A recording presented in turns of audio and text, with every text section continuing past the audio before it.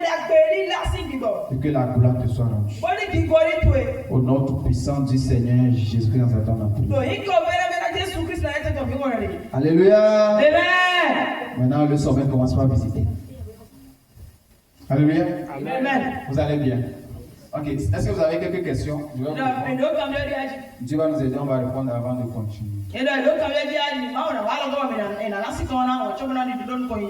Par la grâce de Dieu, aujourd'hui, on a pu faire le baptême du frère.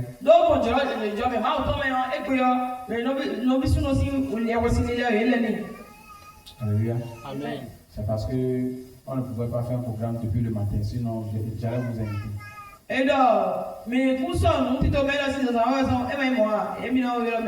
Avant de passer, on avait fini avant qu'il m'a rappelé ça, sinon j'allais annoncer ça. Mais j'avais informé des gens ici, non? Qui sont ceux qui ont informé que je dois faire baptême ce samedi?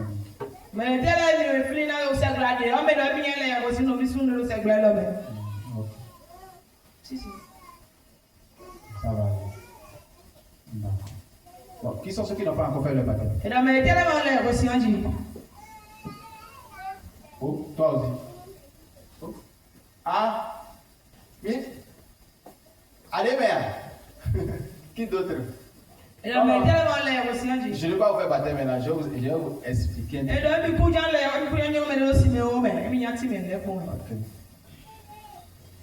Ça va bien.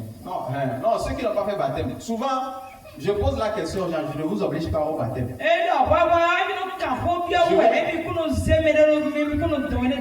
Je veux juste savoir, sans honte. Ce sont ceux qui n'ont pas encore fait le baptême. 8. Ok, 8. Alléluia. Si j'ai bien compté, entre 7 et 8. Ok, que le Seigneur continue. Qui vous aide. Amen.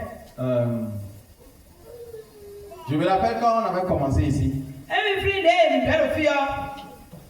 J'avais posé la question aux gens, qui sont ceux qui veulent faire le baptême? Tout le monde a levé la main. Non. Attendez. On va vous expliquer d'abord. Lorsque j'ai fini d'expliquer, j'ai dit, qui sont ceux qui veulent faire baptême encore? Aucun doigt ne s'est levé. Ah, maintenant là, vous avez. Alléluia. Donc, je vais prendre mon temps pour vous expliquer. Il y a plusieurs religions. Et dans chaque religion, on parle d'initiation.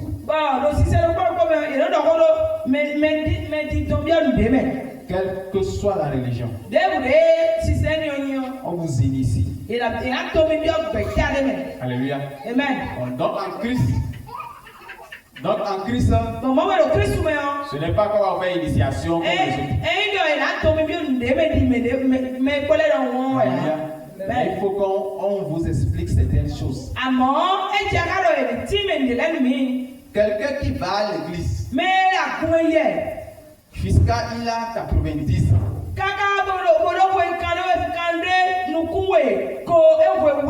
et il meurt sans baptême. Si il meurt sans baptême, il ne verra pas la face de Dieu. C'est pas moi qui l'ai dit. Alléluia. Amen. Mais parfois il est bon de ne pas faire son baptême très tôt. Pourquoi je vais prendre mon temps pour vous expliquer? Ce n'est pas pour vous faire peur. Lorsque tu veux faire baptême, il faut comprendre le sens du baptême. Lorsque tu as entendu parler de Jésus, tu es né dans le monde. On t'a enfanté. Tu viens d'une famille. Maintenant, lorsque tu veux bien comprendre la profondeur, c'est que ton papa, le vrai, oui, le vrai, non, ton vrai papa, il faut dire ton vrai papa.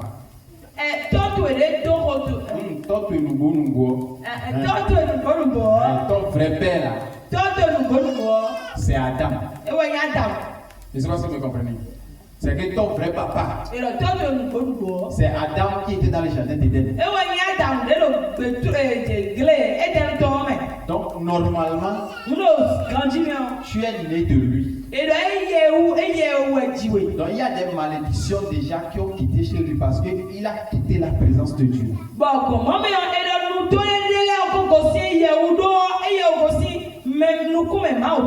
Donc nos parents, en évoluant, ils ont eu à rencontrer des esprits.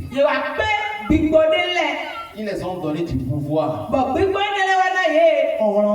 Soit c'est pour protéger leur famille. Et en échange, il demande à l'esprit de protéger toute sa famille. De rester dans leur famille. C'est pourquoi il y a certaines personnes, lorsque tu le gifles seulement, l'esprit va t'attaquer jusqu'à te tuer si possible. Parce qu'ils ont fait alliance depuis leur grand-père. Il y a des gens, on ne le vole pas. Quand tu le voles, tu ne vas pas savoir comment tes choses vont se perdre. Et ils grandissent naturellement avec ça. Vous devez comprendre que dans ces choses, nous sommes mariés aux esprits avant même notre naissance. Et lorsque les gens sont nés, les esprits se réclament naturellement qu'ils sont votre mari.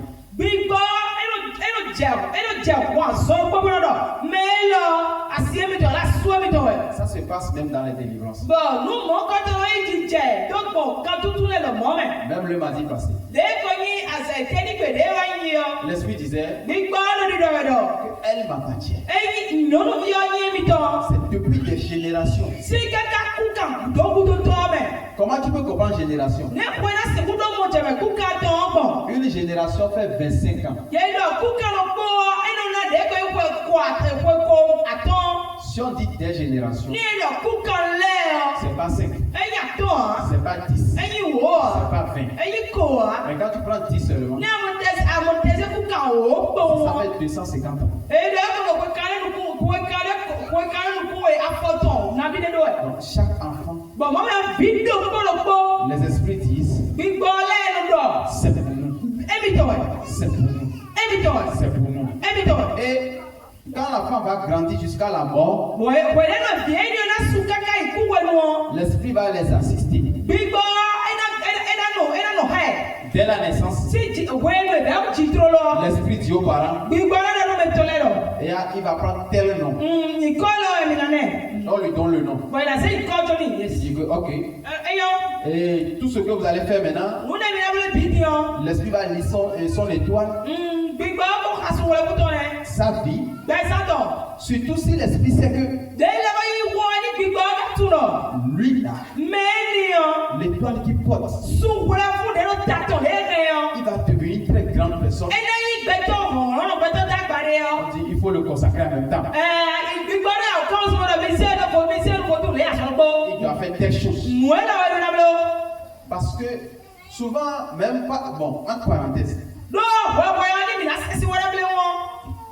il y a des gens qui disent que c'est tel esprit qui m'a donné naissance. Est-ce que c'est vrai? Je vais vous expliquer quelque chose. Un esprit peut rendre quelqu'un stérile. L'esprit peut rester dans les entrailles de la personne et l'empêcher de concevoir.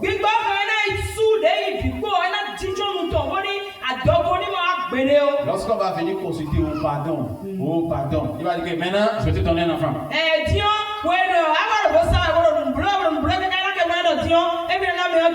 Et il va laisser la fécondité à la personne.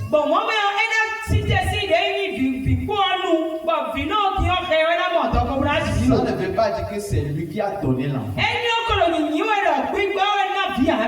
Le diable ne peut jamais donner. Maintenant, on peut invoquer un des esprits venir s'incarner dans le ventre de la personne. Ça, c'est différent.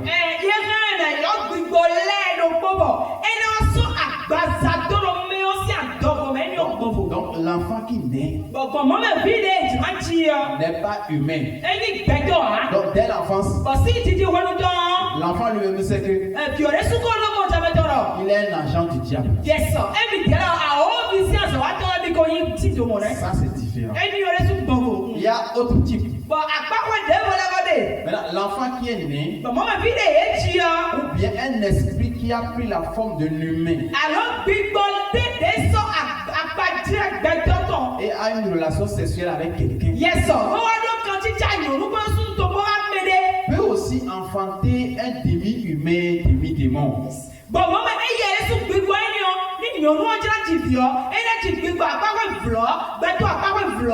Donc la personne, tu vas voir que sa manière de faire n'est pas normale.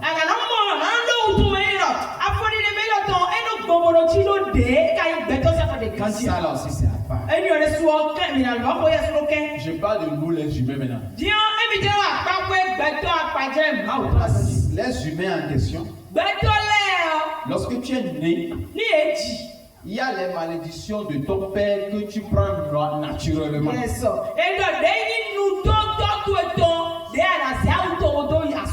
C'est un héritage. Et tu prends pour maman aussi.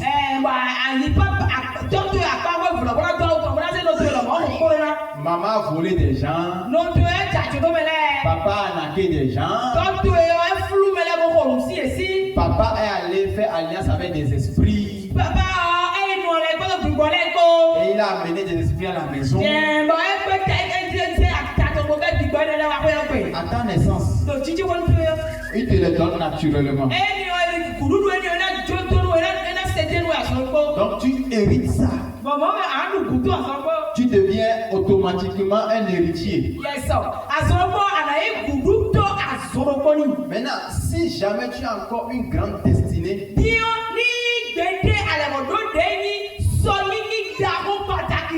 l'esprit va faire toi ce qu'il te coince.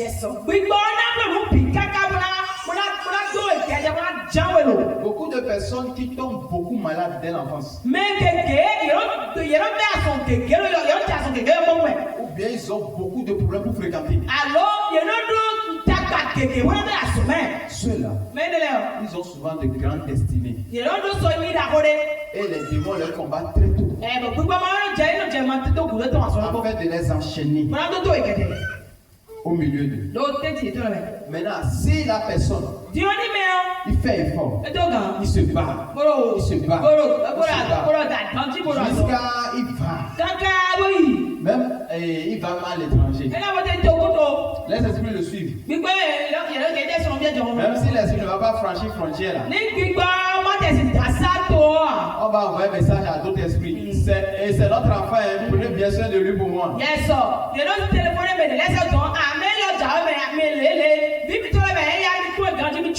N'importe où tu seras. Et quand les choses sont bloquées maintenant, les autres vont t'appeler.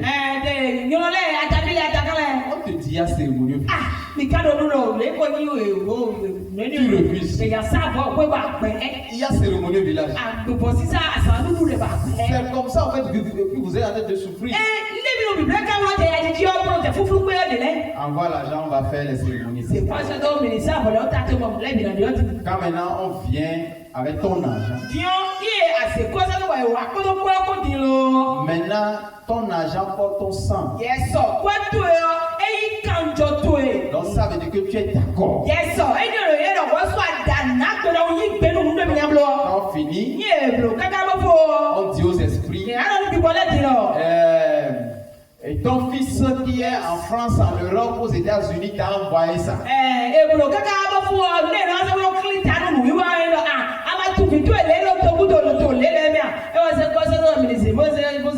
Et on va t'ouvrir un peu.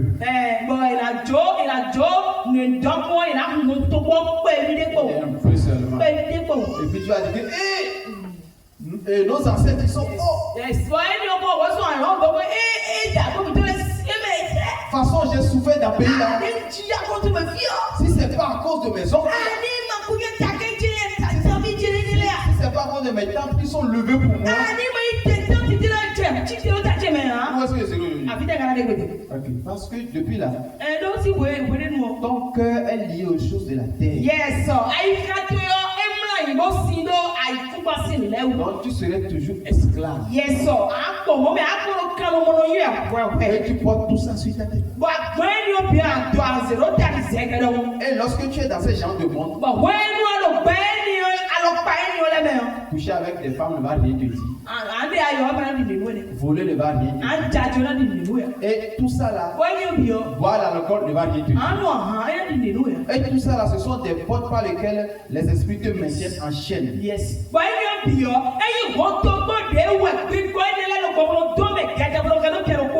Parce que aussi longtemps que tu brises les 10 commandements de Dieu, alors tu deviens esclave des démons. Yes.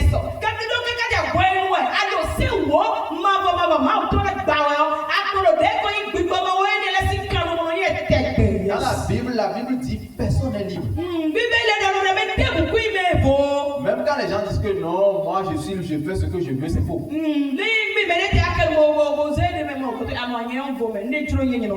La Bible dit soit tu fais les désirs de l'esprit, soit tu fais les désirs de la chair, mais tu ne peux jamais faire ce que tu veux. Yes,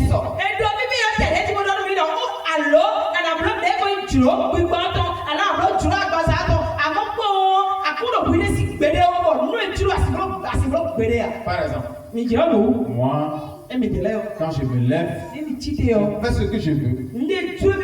Je vais en boîte de nuit quand je veux. Je bois l'alcool que je veux. Je fume ce qui me plaît. Je dors quand je veux. Je n'ai de compte à rendre à personne.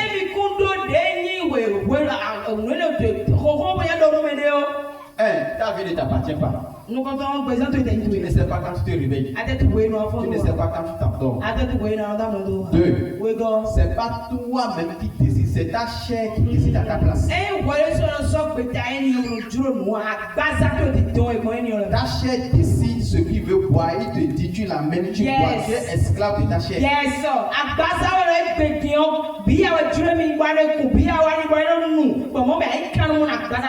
Ta chair dit que j'ai envie de danser la rumba. Ce soir, envoie-moi en discothèque, on va danser.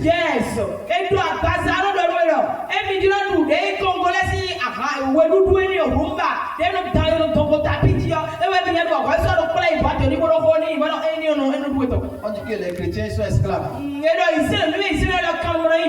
Nous, on est esclaves du Saint-Esprit. Et les autres qui ne sont pas chrétiens sont esclaves des esprits qui les dirigent.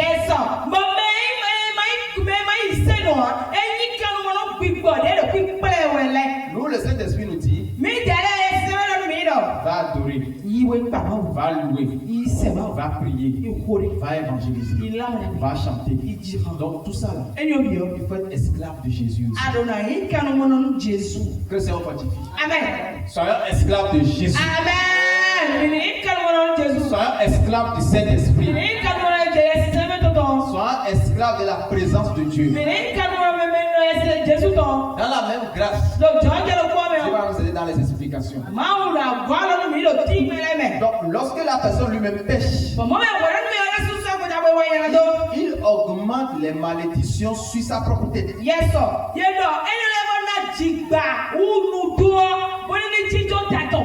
Et il ajoute à ce que son père lui avait donné.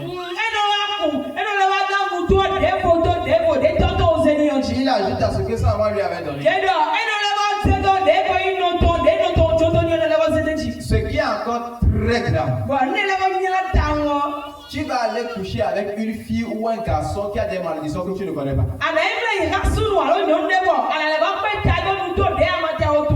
La Bible dit que lorsque tu fais rapport avec quelqu'un, tu deviens une seule chair avec la personne.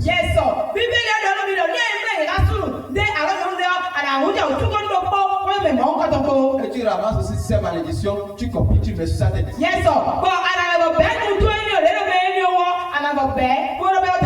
Et si elle prend pour toi, elle met sur sa tête. Comment tu peux aller faire confession d'un péché de ta seconde? Celle avec qui tu as eu des rapports. Tu ne connais pas sa vie. Tu ne connais pas ses parents. Tu ne connais pas les esprits qui sont derrière elle. Tu ne sais pas dans quelle alliance elle s'est mis ou bien il s'est mis. Et tu fais un avec lui. Donc tu te dis en même temps dans ce rapport sexuel que tes problèmes sont mes problèmes.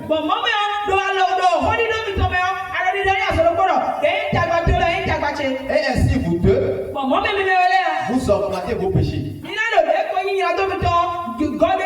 Souvent je fais un schéma bizarre et puis les gens me disent que ça là c'est encore grave.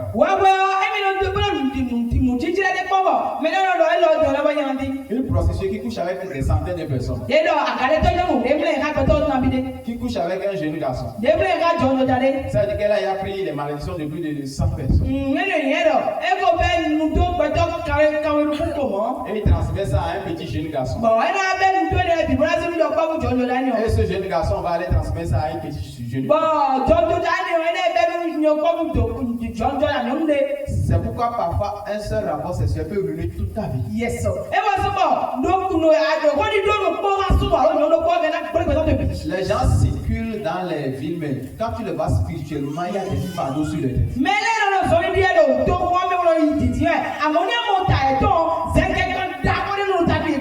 Parce que eux-mêmes, ils se sont laissés au péché de ce monde.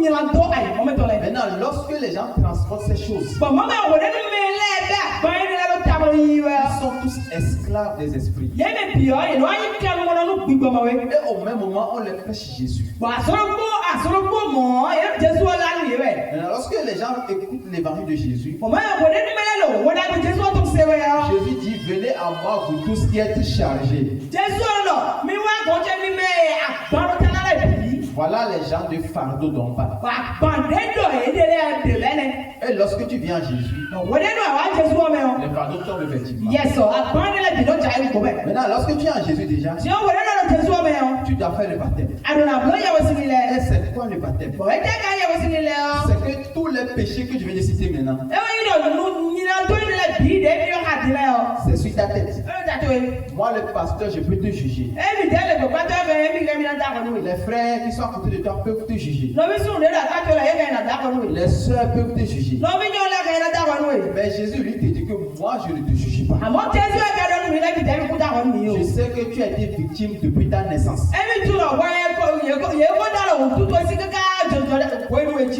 Maintenant, je suis venu pour te sauver. Je prends tous tes péchés. Au lieu qu'on te punisse pour tous tes fardeaux,